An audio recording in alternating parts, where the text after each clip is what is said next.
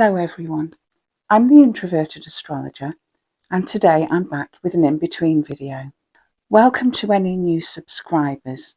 Thank you for taking an interest in my content and I hope all of you are well. The coming couple of months are tumultuous for Trump.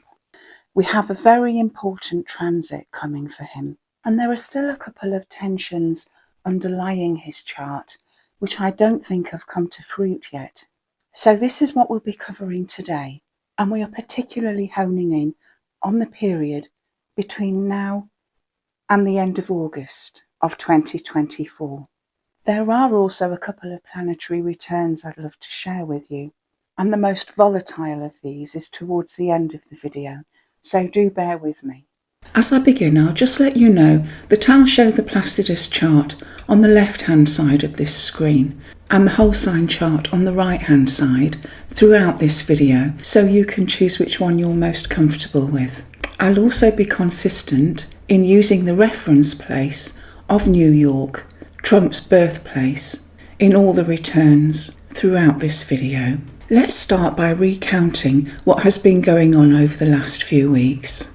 We knew that transiting Uranus was going to be an issue for Trump in 2024, a bit of a wild card. When he was convicted at the end of May, that transiting Uranus was very close to his midheaven, and Mercury was applying to make a conjunction too. Now Uranus shakes things up, and sometimes that initial shake-up is so jolting it feels like a car crash. These major transits go hand in glove with an astrologer's tools, and so we were aware that this impending transit was going to be momentous. Uranus and change or disruption are virtually synonymous, but other keywords that we could use are stimulating, awakening, jarring, liberating, surprising, but at all times unpredictable. We have noticed that the change or disruption that Uranus brings plays itself out when the orbs are very narrow. It's as though Uranus delivers this electric shock when it is literally just a few minutes away from hitting a certain point. And we are left surveying the wreckage or coping with the new inspiration as Uranus slowly passes away from that point. And we do also have to consider the progressions when we look at transiting planets, because they too can show when a particular point in our chart is going to be strongly activated. In this case, what we can see is that Trump's progressed Mercury was square to his midheaven at the time of his conviction. Now we are still expecting transiting Uranus to go on and form a square aspect with Donald's natal Mars. So whereabouts will Uranus be on the 11th of July? It will be around 26 degrees and 10 minutes of Taurus, and we can see that Trump's Mars is at 26 degrees 46 of Leo.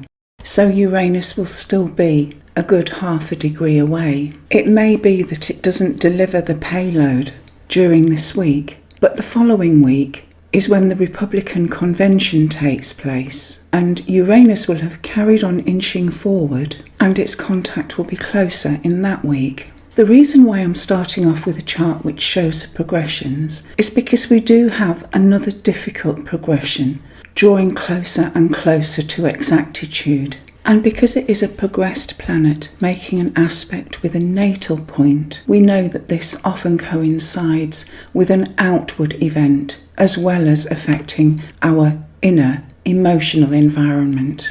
Donald Trump's progressed Venus is pulling into a square with his natal Saturn. To understand how this might manifest, we need to look at that Venus and Saturn in his natal chart. If we were using whole sign, this pair fall in the 12th house, the house where we find self-undoing, sorrows, prison, hidden enemies, solitude, and Saturn is very unhappy in Cancer. So this doesn't bode well when the two planets start pulling together in a conflictual aspect in the progressions. We would anticipate some of the more negative emotions, and quite strong ones at that.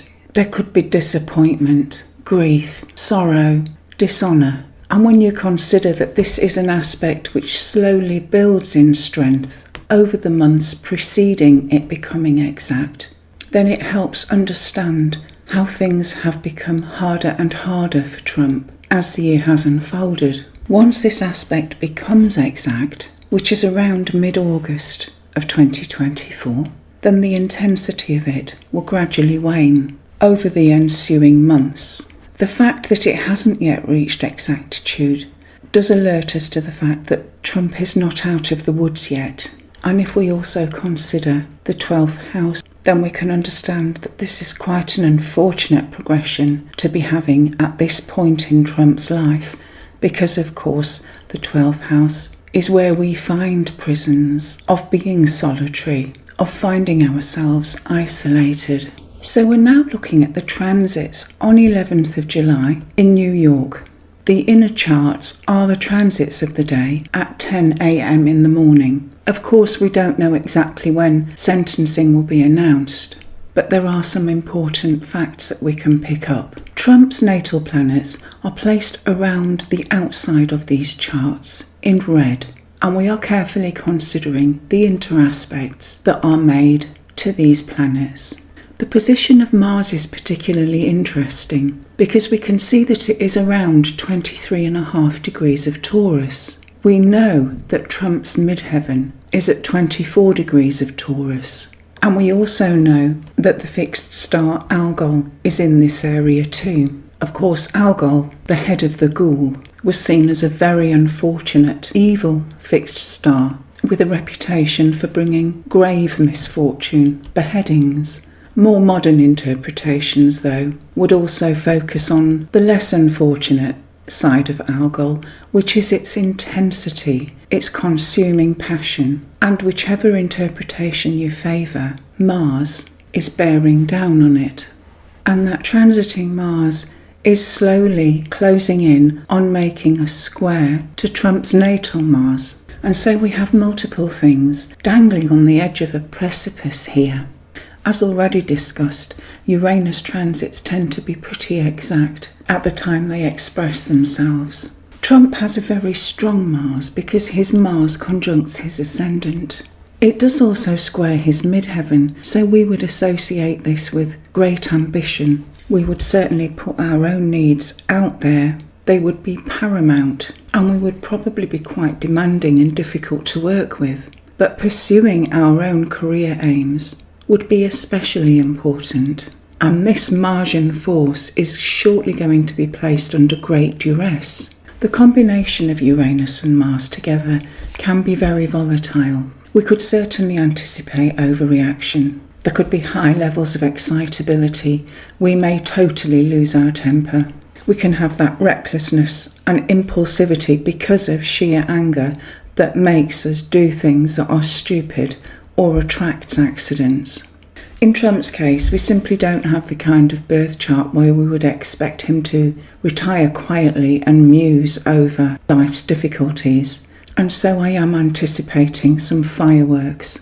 Now, we do have a full moon occurring a few days before the 11th of July. It takes place on the 5th of July, and it's at around 14.5 degrees of Cancer. So we know that it's going to fall into the 12th whole sign house, and also that it's going to make a square aspect with Trump's natal Chiron. Chiron can represent the place of wounding, of oversensitivity. And I raise this because we can also see that transiting Chiron on the day will be forming a square with Donald's natal Saturn. And so we might expect a re-agitating of issues to do with our reputation, with our formal standing, and with our effectiveness in the world.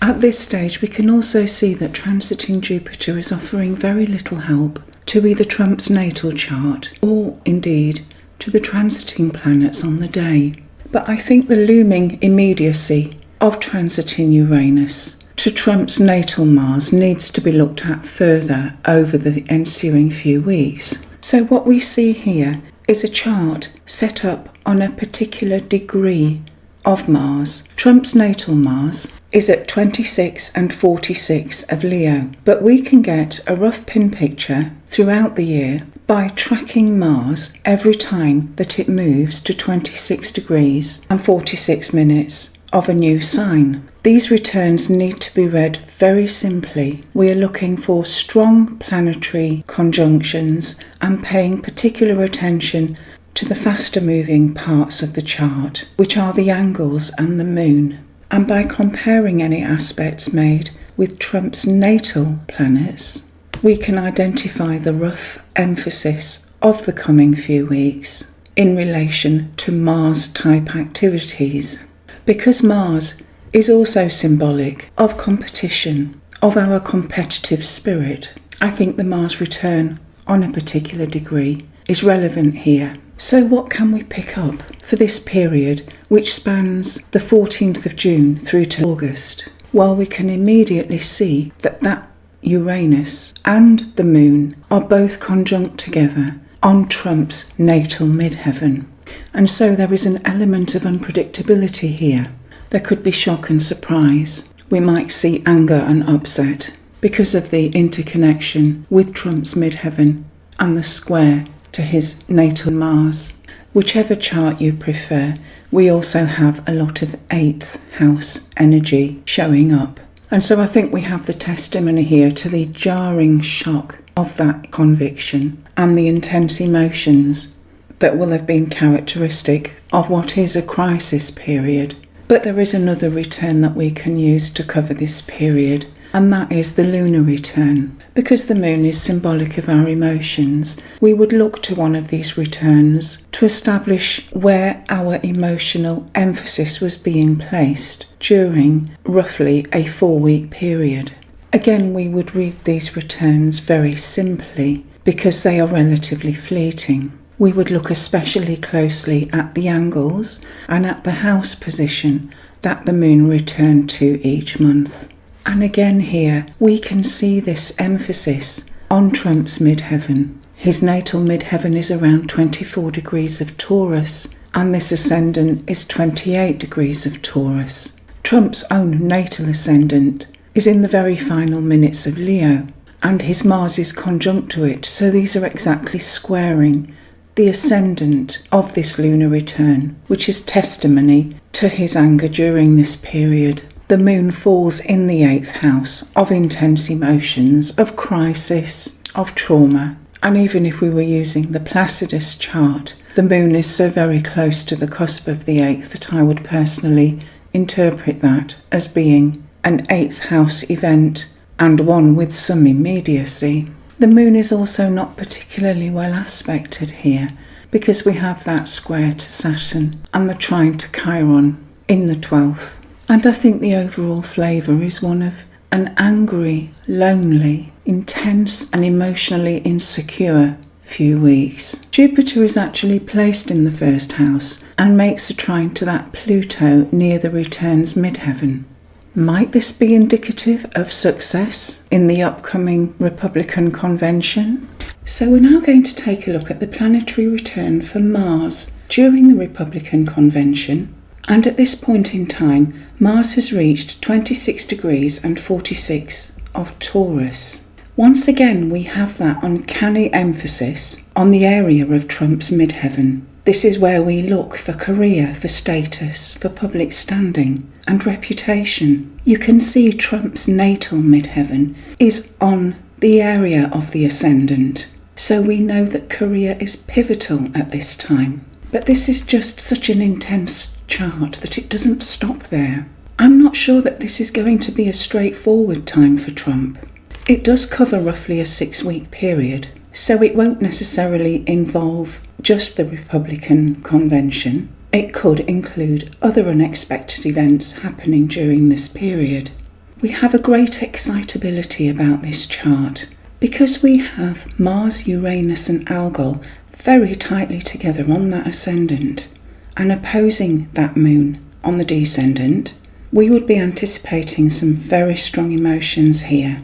Perhaps anger, volatility, unexpected and potentially shocking circumstances that are liable to provoke intense emotions inside us. But it doesn't stop there. We know that these returns should be read fairly simply, paying particular attention to the angles and the relationships between faster moving bodies. And this return is meeting all those criteria because it is also drawing in Trump's natal ascendant. It coincides with the bottom of this chart where we can see the return's Mercury nearby. This means that Trump's natal ascendant, together with his natal Mars, is square to the ascendant of this return. What we are actually seeing is the transit of Uranus during July at the point where it conjuncts transiting Mars, which astrologers will be following closely anyway. But to have this very notable conjunction appearing on the ascendant of your return is very significant. So we have that huge volatility and excitability, and it's being ramped up and driven to virtually fever pitch. Because of course it will square Trump's natal Mars too. And because the return Mercury is caught up with this, we can be certain that this is a very vocal period for Trump, with communication being fiery and emotional to say the least. There are a few other notable connections here too. Remember that I mentioned earlier that a difficult progression was yet to become exact. And this was the progression of Trump's Venus to square his natal Saturn. This is a harsh combination, and it can indicate sorrow, potentially financial loss, or heartbreak. I raise this because the Sun in the return is actually tightly conjunct to Trump's natal Venus and Saturn, the difficult part of Trump's chart. And this co-mingling is forming a square to the Chiron in the return chart, the point in the chart where we would look for a raw oversensitivity, a wound, and also our capacity to wound others. What else can we make out? The ascendant on this chart is Taurus, and Venus rules Taurus. Is Venus prominent for any reason? And yes, she is. She is near the angles of the return chart, and you can see her at the bottom of the chart on the IC and opposing the Pluto in this chart, which is very tightly conjunct to the midheaven. So again we have suggestions of an overhauling and of one which evokes strong emotions and potentially a drive for power and control. Emerging from the midst of all these strong contacts, we can see that there is a grand trine being formed between Saturn, the Sun and the Moon in the return. Although we have to be careful when interpreting trines, and particularly those involving Saturn, we might cautiously anticipate a willingness to persevere, to strip down to the bare bones of the situation and soldier on regardless. However, this is more of an undertone than an overriding theme, and it is certainly not the predominant flavour of this very stark return.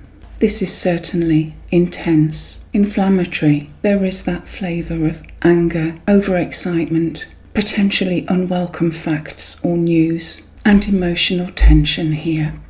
I hope you've enjoyed watching that. This is a particularly inflammatory period in Trump's life, and we're dealing with energy which is entirely unpredictable.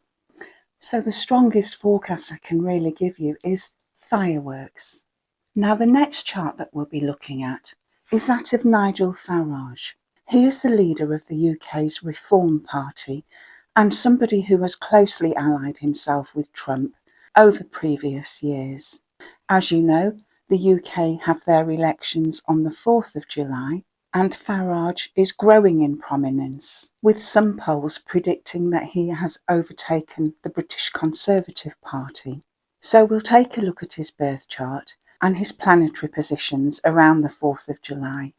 And I'll have that with you soon. But until then, do take very good care. And God bless you and your families.